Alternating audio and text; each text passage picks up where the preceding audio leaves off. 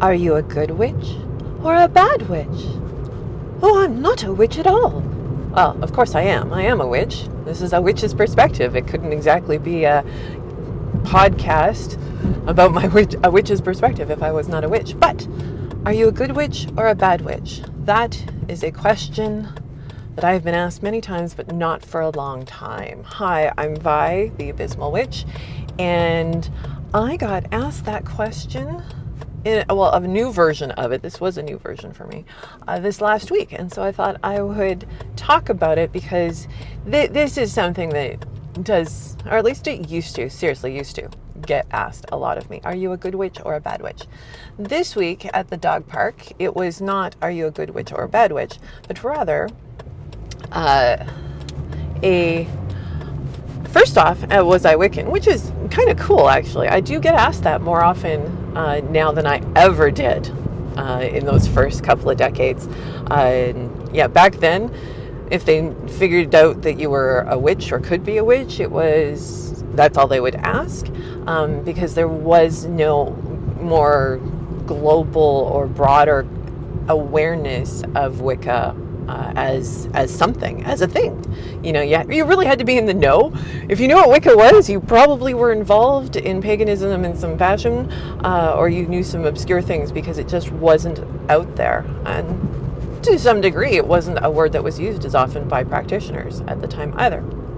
So it grew in its usage, and it was often used, myself included, as a way of moving away from strong stereotypes of witches are evil into having an actual discussion about witchcraft as a spiritual practice, because Wicca being much more on the religious side, and witchcraft not necessarily. Big Venn crossover, but one not fully equal to the other per se. Different day, different podcast. Instead, focusing on that question, are you a good witch or a bad witch? Now, my favorite answer to that question is, I am very, very good at what I do. That's what I like to say, because I'm good at what I do. And that gently pokes at what my feelings on the question are, or some underlying kind of qualities around it. Are you a good witch or a bad witch? I mean, obviously, coming from us from the dearly beloved Wizard of Oz, dearly beloved movie, loving Wicked. Well, I haven't seen the movie yet, okay? Just to be clear. I've seen the stage production twice and adore it and all the good things. And I do love this flipping of sort of flipping the narrative, flipping the perspective, really, that happens in that one, in Maleficent, to some degree in Cruella, taking what we would have said classic villain. There's a good one, a good guy and a bad guy. There's a white hat and a black hat, and flipping that narrative and going, no, there's reasons behind what is going on. There's more to the story than we were initially given. There is a broader understanding to be had that ultimately will likely be more compassionate and more understanding. Good and bad is a matter of perspective and where you sit. In a lot of cases, there are some things, when we get into relative, I can't remember the exact phrase, but essentially it's morality that's all relative, and if everything's relative, then anything is good, which is not what it's really trying to say. But talk about digressions. Pulling back, good bitch or bad bitch. I'm a bad bitch. Good witch or bad witch, and getting away from that notion of good and evil, because that's what it's asking. Are you a good person or an evil person? Do you do nice things or bad, terrible, horrible, scary things? And so I much prefer to approach that question from the level of skill. Am I very good at what I do, or am I a shitty witch and I'm bumbling? The Worst Witch, isn't that a kids' TV show from somewhen? That, however, was not what I got asked this time round. This time round, it was, are you Wiccan? I'm like, yes, actually. Okay, and there were reasons to be asked, to be fair. As hot and sunny we are right now, which is a bit cruel for me because I am definitely a leave me in the dark person for the most part, physically, not mentally or emotionally or informationally, please. And I was wearing my witch's hat. It's a woven wool hat, but the brim is bendable, and it's awesome. It's so awesome, and it breathes well. I do believe I was in the gray one, so it gives me kind of a wizard quality. You're a wizard, Harry. So, but combining that with, they'd asked what my dog's name was, because I was at the dog park, obviously, because everything happens at the dog park. And my answer, of course, is Potion, because that is my beloved dog's name, is Potion. This traffic is really aggravating a little bit here. I'm going to eventually be able to turn. Still having to do the various turns and things to accommodate all of the construction that be going on lately. Anyway, where was I? Potion, yes. I'm wearing a witch's hat. I introduced my dog, whose name is Potion, and she's adorable, and I just dropped her at daycare, and we are now headed to work. And that's when he asked, are you Wiccan? I'm like, oh, yes, actually. Bit surprised. Not very much in a chatty mood, unfortunately for him, because he was. And he then asked me if I was a white and gray witch. Full stop, and then, because he didn't see me. And I said, from the way you are asking the question, yes. And because in some ways I don't agree with, no, but from what he was asking, he's asking, am I a good person or a bad person? It's a new version. Are you a white or gray witch, or are you a black witch? And there was a period of time when rather strongly there was talk of white, gray, and black magic, and maybe it still is going on. I am rather out of touch with all the everythings these days, but I certainly know for myself I've moved away from it. It comes into what is the intentionality in the heart of the witch. You could take it back to the movie The Craft. She really did do a pretty good job of it. The store owner, from what I understand, was a practicing Wiccan and witch, and their consultant on the film, and saying that the essentially magic in nature is neither bad nor good. That is in the heart of the witch. I would agree with. Magic itself is a tool. What we do with it determines what kind of craft we are practicing. I'm also reminded in this moment twice in the last 2 weeks, I think, with someone, two different people, both practitioners, both have been working for a very long time. One's Jason Miller, Sorcery Pecati class, glorious. The other, Ivo Domingo Jr., who runs online classes periodically. Also fabulous. The amount of knowledge in these people, it's so good. And I delight in taking in information from them, synthesizing it into my own world. So they had both mentioned, and because I just mentioned intentionality, I want to bring it up here, that ultimately your intention doesn't matter. If you're doing this for all the best reasons, but what you're doing is really horrible and shitty, what you're doing is still really horrible and shitty. So there's that component to it. Just because you feel you are a good person and your intentions are good does not mean that what you are doing in your actions would be considered a good thing. Though I really do struggle with this idea of good and bad. I'm actually going to talk about this more in depth, but I'm going to be doing it on an abysmal perspective. The episode that's going to come out essentially concurrently with this episode, because I want to delve into it deeper from a magical perspective. So that's what that one is for. This idea of good or bad. Am I a white, gray, or black witch? So obviously, white witches, and there's a number of these in different worlds in fantasy stories or urban fantasy or magical, whatever. I'm thinking of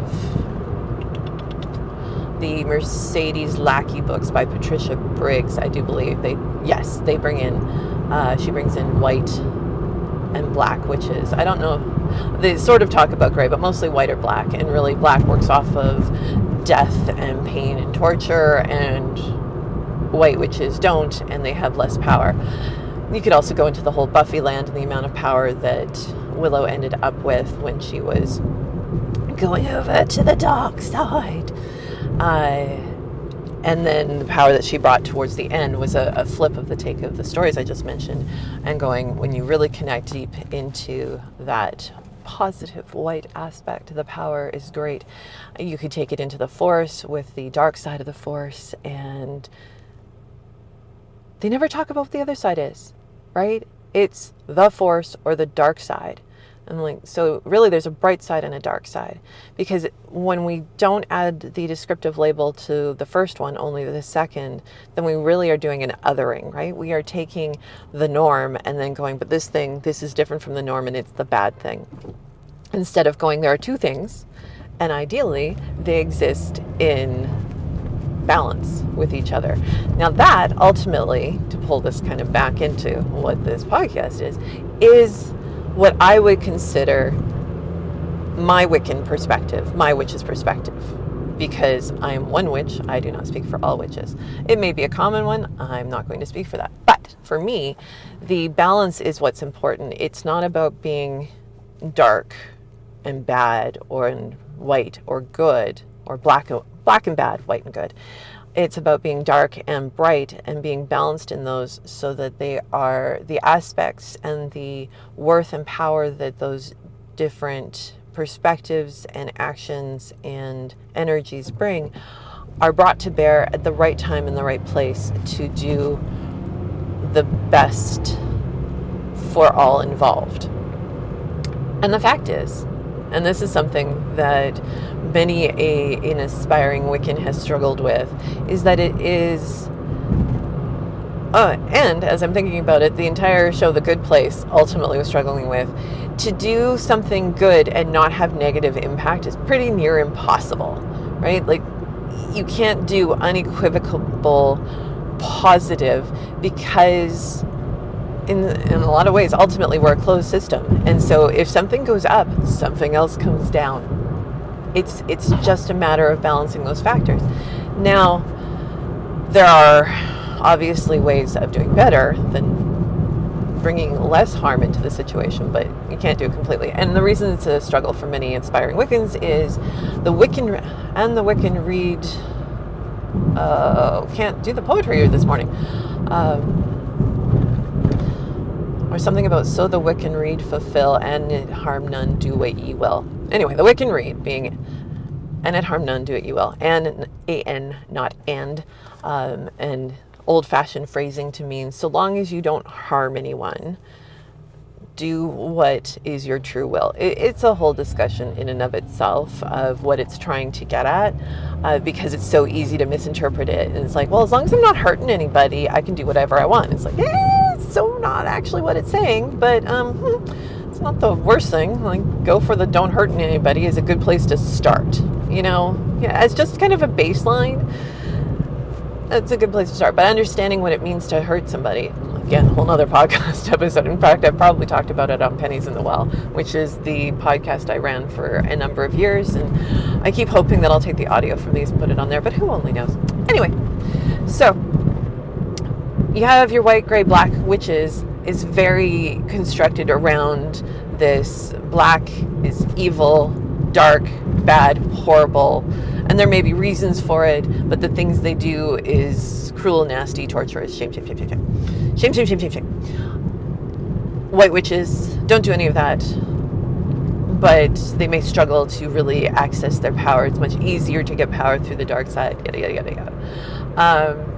And there is something to be said for when your emotions run high, it is a lot easier to have power and to have uncontrolled power. It's really the dark side of the dark path there's a dark side to the dark path, there's a dark side to the bright path. There's a bright side to the dark path and a bright side to the bright path. And it's not just that the bright side is automatically the bright path and the dark side is the dark path. Oh my God, this is digression territory, but it's just that this question leads down so many different roads of what ties into a very big thematic area. So, I am not am I a white and gray witch by practice? I mean, by the and it harm none viewpoint, yes. You know, cursing takes a lot of effort, and really most people are just stumbling around, flailing, and not intending to be the assholes that they are.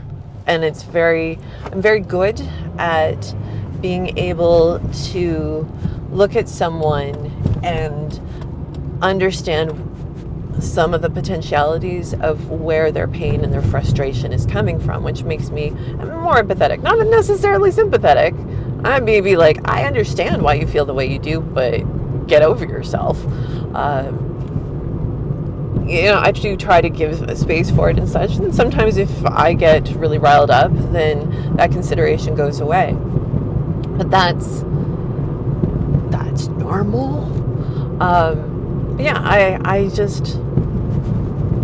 Most people don't need a curse in their life. Again, go check out my companion episode, Hex or Charm is going to be probably the title of it, because I'm going to get into that there. Okay, so in that sense, sure, I'm a white and gray witch, and I do find it entertaining that the person was not even capable of saying a black witch. But if you were to be where that answer actually wants to come from for me is that, yeah, actually, I much prefer to work with darkness than with the bright. I am comfortable in the dark. Put the rock back. It's something from living downstairs, and the light from the front door would come in, and then it would be like, put the rock back. I am the thing under the rock that does not want to be disturbed by that bright, evil, glowing orb thing in the sky. I'm light sensitive, like eyes light sensitive, and all those kinds of things. And I enjoy much of the aspects of working with the dark and the quiet and the stillness and the going within and working with what happens in that arena versus the bright energies. I do work with them because I'm in balance, but that's just it. I work with all of it. I don't see it as something that should be discarded or avoided. That's not how I experience or engage with the world. Unless, am I a white or gray witch? Sure, but really I'm a full spectrum witch. Maybe that's my answer next time if I get that again, which is way more ambiguous than are you a good witch or bad witch? Oh, I'm very good at what I do. Pokes at it, but leaves them feeling comfortable. I wonder if I say I'm a full spectrum witch, if that will disturb them. But it's more of a truth because I'm not into that dichotomy of good and bad and that one should be avoided. I think every path has its cautionary places and things that need to be overcome in ways in which it can be used and abused and cause much harm unto people. So with that, are you, my dears, my starlings, are you a good witch or a bad witch? What do you feel like today? Embrace your inner witch. Have a most marvelous time in your life, and I will talk to you anon, Lesbi.